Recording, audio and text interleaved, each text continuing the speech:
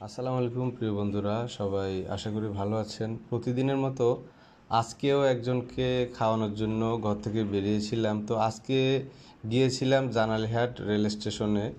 ওখানে গিয়ে একজন লোককে দেখতে পাই স্টেশনের কোণে শুয়েছিল। তো সামনে গিয়ে লোকটির সাথে খাবার দেওয়ার পরে কিছুক্ষণ কথা বললাম। লোকটি সত্যিই অনেক অসহায়। লোকটি নাকি অ্যাসালম গাড়িতে অ্যাক্সিডেন্ট করেছিল। লোকটির বাড়ি হচ্ছে বাঁশখালীতে।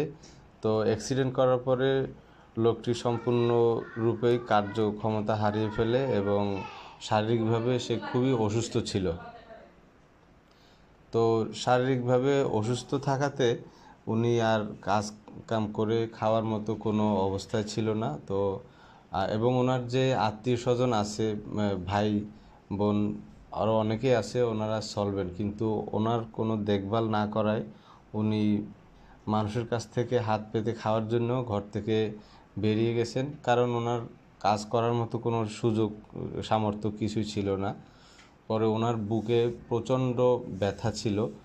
তো উনি জানালিহাট স্টেশনের আছে, ওখানে আপনারা যদি কেউ ওনাকে খাবার কিংবা অন্য কোনো সহযোগিতা করতে চান, ওখানে গেলে আপনারা দেখতে পাবেন। তো আজকে এটাই ছিল আমার ভিডিও। সবাই ভালো থাকবেন।